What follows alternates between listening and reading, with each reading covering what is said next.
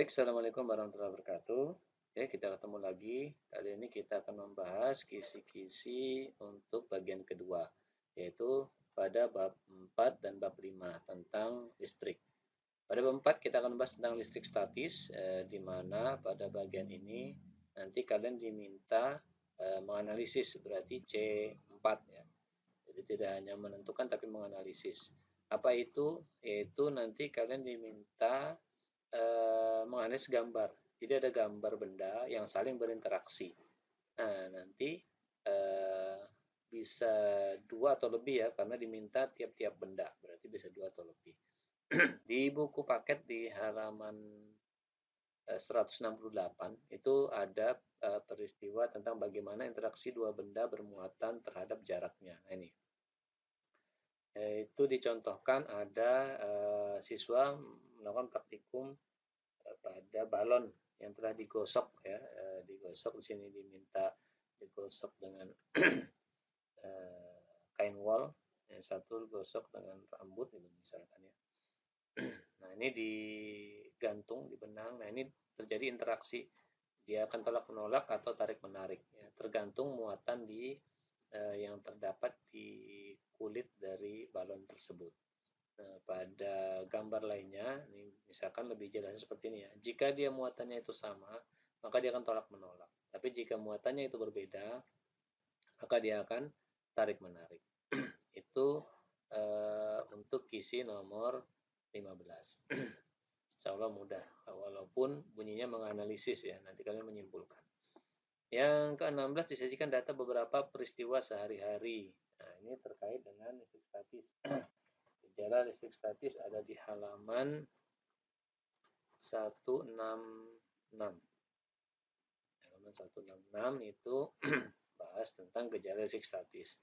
Itu ada banyak sekali ya dalam kehidupan sehari-hari, misalnya tentang petir, kemudian menempelnya serpihan kertas pada sisir, tadi seperti balon, tadi yang menempel pada dinding dan sebagainya. Jadi banyak sekali contoh dari peristiwa terkait dengan listrik statis. Nah, ini hanya mengidentifikasi, jadi C2 standar. Oke, berikutnya nomor 17 disajikan data peristiwa perpindahan elektron. Jadi dapat menganalisis hal yang terjadi saat benda didekatkan dengan tepat. Nah, ini perpindahan elektron tadi ya, misalnya itu ada di halaman 164. Nah, di sini tentang muatan listrik. Jadi, yang perlu diingat adalah yang terjadi perpindahan itu adalah elektronnya ya. Jadi elektron itu merupakan muatan negatif ya. Dia bermuatan negatif, elektron itu inilah yang berpindah. Ya, elektron ini yang berpindah dari satu benda ke benda lainnya. Jadi misalkan ini ada sisir ya, digosok ke rambut yang kering, maka nanti elektron dari rambut ini akan berpindah ke sisir, sehingga sisir nanti bermuatan negatif. Nah, untuk yang ini batang kaca, ini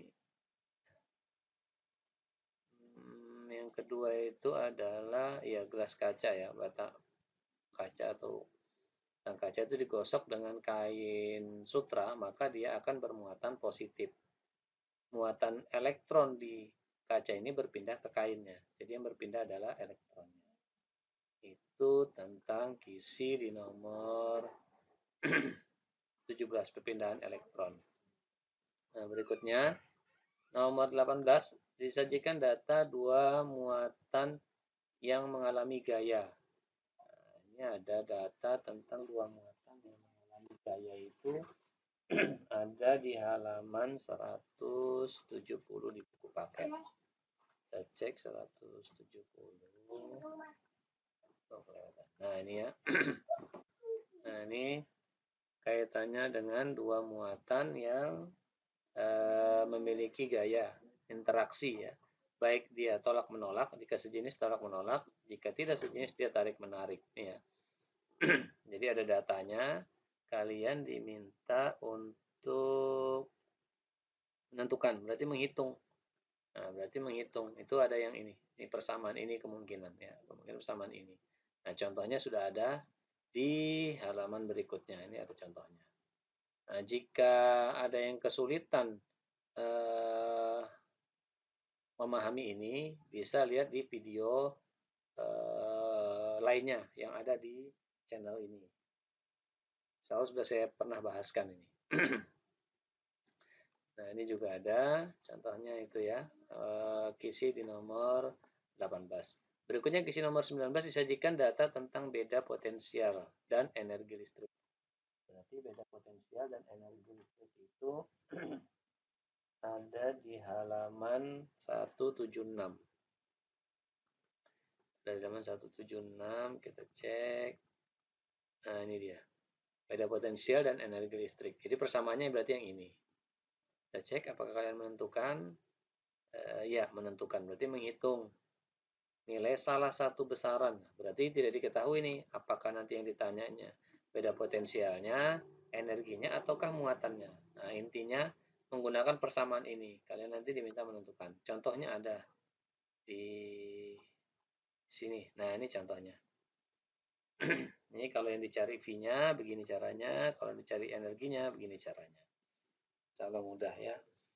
Ada di halaman 176 dan 177. Ini juga bagi yang kesulitan, silakan nanti disimak pembahasan di video lainnya yang ada di channel ini. Berikutnya nomor 20, disajikan gambar medan listrik. Berarti ada gambar medan listrik itu sudah masuk ke halaman sebelumnya sebenarnya 172. Nah, ini medan listrik. Ini karakteristiknya ya. Positif itu keluar, negatif itu ke dalam. Sehingga kalau dia didekatkan, maka arah garis gayanya seperti ini. Yang positif keluar, dia masuk ke muatan negatif. Garis gayanya. Ada beberapa karakteristik garis gaya listrik.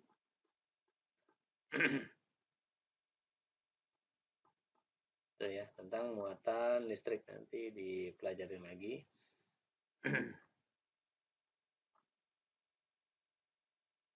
Ya. Kemudian kisi berikutnya disajikan gambar sel saraf manusia.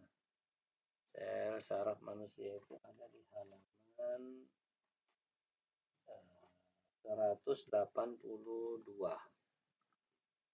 182 kita cek. Nah, ini ya. Ini sel saraf dan ada bagian-bagiannya ini.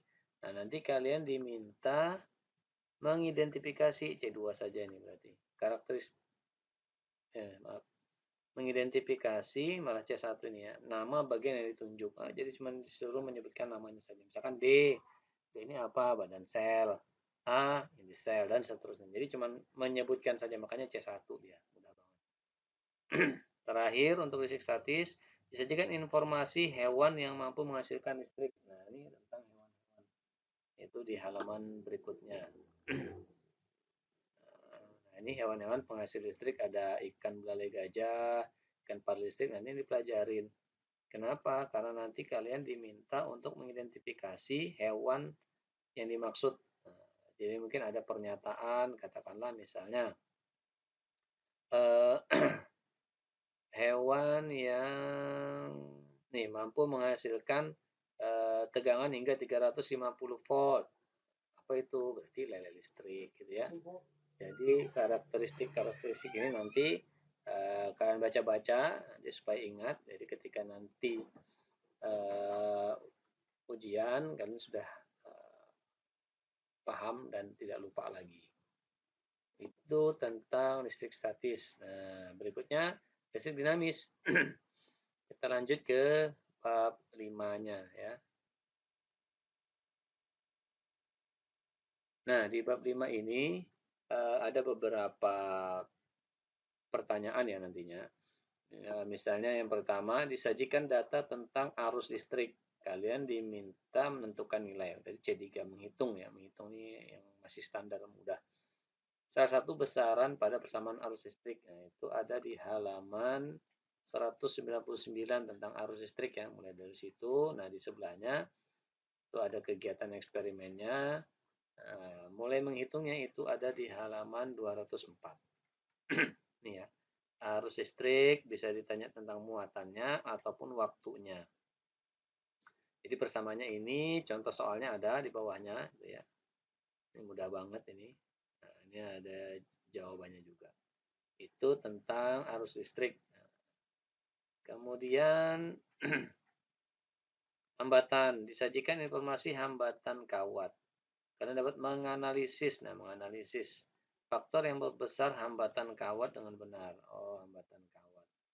Hambatan kawat itu ada di halaman berikutnya ya. Antaran listrik ini. Nah, antaran listrik ini mulai membahas tentang hambatan jenis bahan. Nah, ada beberapa faktor yang mempengaruhi nilai hambatan suatu kawat penghantar. Ya. Ada 3 faktor ini. Ada massa jenis, panjangnya, dan luas penampang dari kawat tersebut. Nah, ini nanti disimak-simak, jangan keliru ya. Nanti ada beberapa faktor bagaimana cara memperbesarnya, atau bagaimana cara memperkecil hambatan suatu kawat penghantar dan seterusnya ya. Mudah banget ini, walaupun soalnya tentang menganalisis. Berikutnya ada lagi soal nanti kalian diminta untuk menentukan besar hambatan yang dimiliki kawat. Nah, menentukan ini tapi C4, berarti dia menghitungnya 2 kali ya.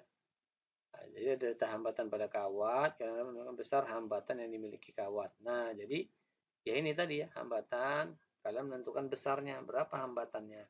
Suatu kawat misalkan diketahui hambatan jenisnya, panjangnya, dan luas penampangnya. Nah, kenapa C4? Karena bisa jadi luas penampangnya ini dalam satuan cm.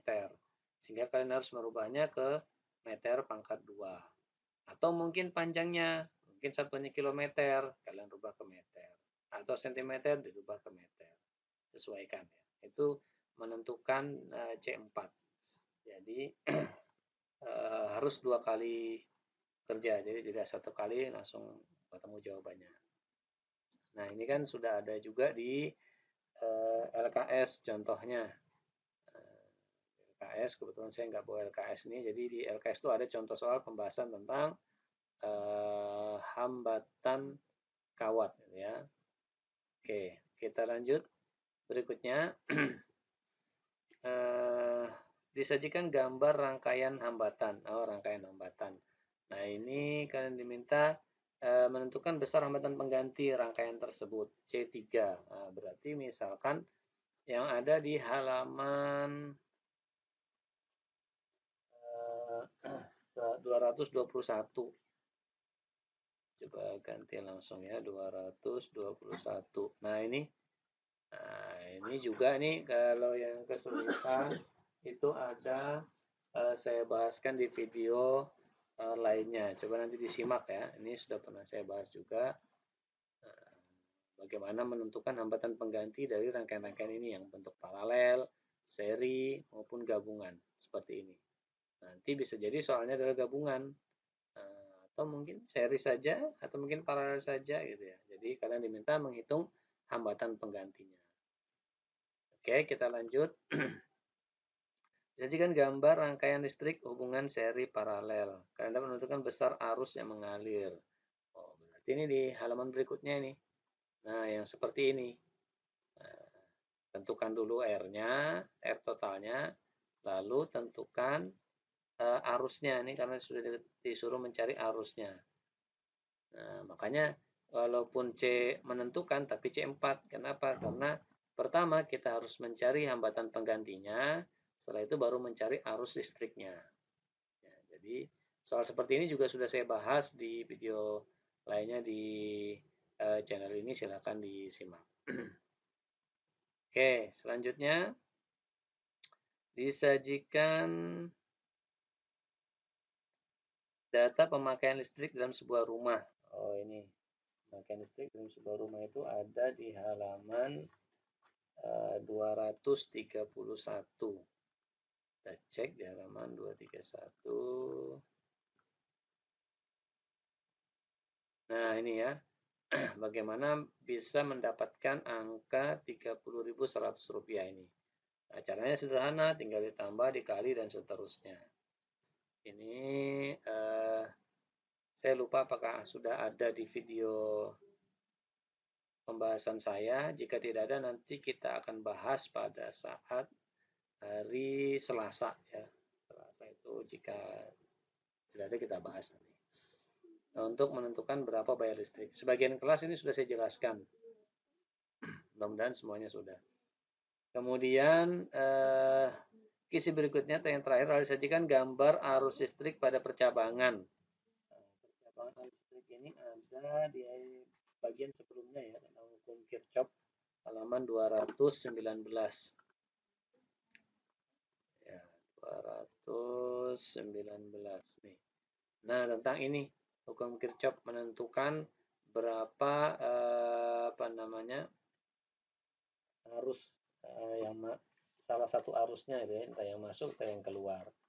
Nah, sebenarnya di LKS itu banyak contoh soalnya ya, ada beberapa yang sudah pernah saya bahaskan. Nah, kalau di buku paket ini hanya ini saja contoh soalnya. Nih, misalkan diketahui I1-nya 2 ampere, I2-nya I2 sama dengan I3 nilainya 4 ampere, ini 4, ini pun 4 gitu ya. Kemudian I4 sama dengan 5 ampere. Nah, berapakah I5 gitu. Nah, ini dijelaskan di sini. Bahwa yang masuk sama dengan yang keluar. Ya, yang masuk itu ada I1, I5, dan I4. Sedangkan yang keluar I2 dan I3. Nah, I2 itu nilainya adalah I2 sama dengan I3 sama dengan 4 ampere. Berarti 8. Berarti yang keluar itu 8. Nah, kalau ini 5 dan ini 1, berarti otomatis ini 2 gitu ya. I1-nya 2. Oh, 5 dan 2, 7. Berarti I5-nya 1. Jadi totalnya yang masuk 8, yang keluar pun 8. Kalau demikian ya, nanti hari Selasa insya Allah kita akan adakan pertemuan untuk membahas semua ini bagi yang kesulitan memahami. Sehingga nanti harapannya kalian tidak kesulitan saat ujian semester. Demikian untuk video kali ini, saya cukupkan sesi kedua ini, mudah-mudahan bermanfaat. Saya Heri, wassalamualaikum warahmatullahi wabarakatuh.